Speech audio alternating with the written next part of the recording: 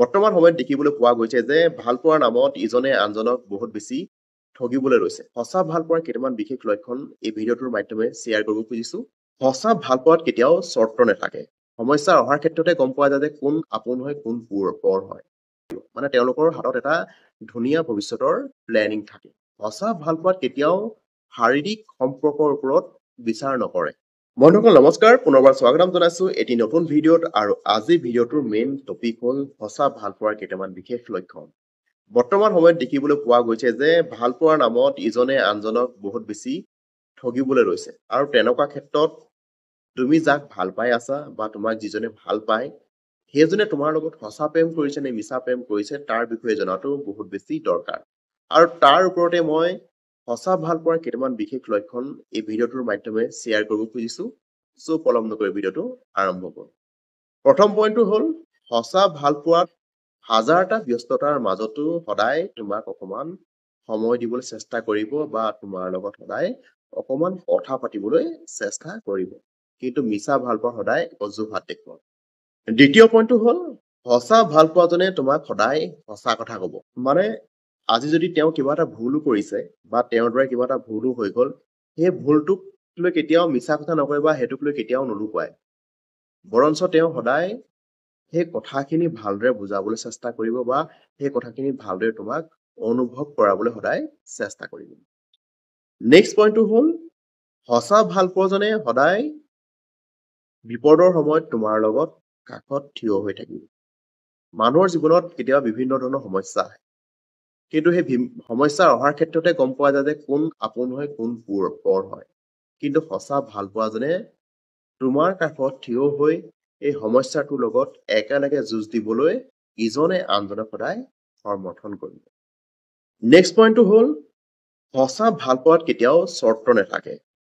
বৰঞ্চ ইজনে আনজনক কেনেকৈ সুখী কৰিব পাৰি, তেওঁলোকৰ জীৱনটো কেনেকৈ সুখী কৰিব পাৰি তাৰ ওপৰতে বেছিকৈ গুৰুত্ব দিয়ে। কিন্তু মিছা প্ৰেমত সদায় চৰ্ত থাকে। নেক্সট পইণ্টটো হ'ল সঁচা ভালপোৱাজনে আজি তুমি যিটো কাম কৰি উপাৰ্জন কৰি আছা বা যিটো কাম কৰি আজি তুমি ঘৰখন চলাই আছা, লাগে তুমি কৰা কামটো সৰুৱেই হওক, সেই কামটোলৈ কেতিয়াও লাজ নকৰে বা সেই কামটোক লৈ কেতিয়াও তোমাক অপমান নকৰে। বৰঞ্চ সেই কামটোক লৈ সদায় তোমাক সন্মানহে কৰিব। নেক্সট পইণ্টটো হ'ল সঁচা ভালপোৱাত উপহাৰক লৈ কেতিয়াও কাজিয়া নহয় বা তৰ্ক নকৰে।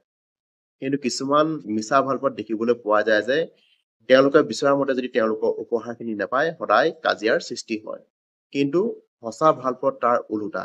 আজি যদি সঁচা ভালপোৱাজনে সৰু কিবা এটা দিলেও সেইটো সেই ভালপোৱাজনৰ বাবে বহুত এটা মূল্যৱান বা বহুত এটা গুৰুত্বপূৰ্ণ উপহাৰ হয়। নেক্সট পইণ্টটো হ'ল সঁচা ভালপোৱাত সদায় ভৱিষ্যতৰ বিষয়ে আলোচনা কৰিবলৈ চেষ্টা কৰে। মানে তেওঁলোকে আহিবলগীয়া সময়খিনি কেনেকৈ কামবোৰ কৰিলে তেওঁলোক জীৱনত আগবাঢ়ি যাব পাৰিব বা তেওঁলোক সফল হ'ব পাৰিব। মানে তেওঁলোকৰ হাতত এটা ধুনীয়া ভৱিষ্যতৰ প্লেনিং থাকে। নেক্সট পইণ্টটো হ'ল সঁচা ভালপোৱাত কেতিয়াও শাৰীৰিক সম্পৰ্কৰ ওপৰত বিচাৰ নকৰে। কিন্তু বৰ্তমান সময়ত দেখিবলৈ পোৱা যায় যে ভালপোৱাৰ নামত সদায় শাৰীৰিক সম্পৰ্কৰ ওপৰত বেছিকৈ গুৰুত্ব দিয়া যায়। আৰু যেতিয়াই তোমাৰ ভালপোৱাজনে শাৰীৰিক সম্পৰ্কৰ ওপৰত বেছিকৈ গুৰুত্ব দিবলৈ চেষ্টা কৰিব, তেতিয়া তুমি গম পাবা যে সেয়া কেতিয়াও সঁচা ভালপোৱা হ'ব নোৱাৰে। একেবাৰে শেষৰ পইণ্টটো হ'ল ভালপোৱাৰ সম্পৰ্ক এটাত কেতিয়াবা ভুল বুজাবুজি হ'ব পাৰে, কেতিয়াবা কাজিয়া হ'ব পাৰে। আৰু ভালপোৱা মানেই খং, অভিমান, মৰম এই সকলোবোৰ থকাটো এটা স্বাভাৱিক কথা। কিন্তু এইটো এটা বহুত গুৰুত্বপূৰ্ণ কথা যে কাজিয়াৰ হোৱাৰ পিছতো যিজনে তোমাক ক্ষমা কৰি দিব পাৰে সেইজনে তোমাক প্ৰকৃত অৰ্থত বহুত বেছিকৈ ভাল পায়। আৰু ভাল পোৱা অৰ্থ এইটোৱে, ইজনে আনজনক ক্ষমা কৰাটো বহুত বেছি দৰকাৰ।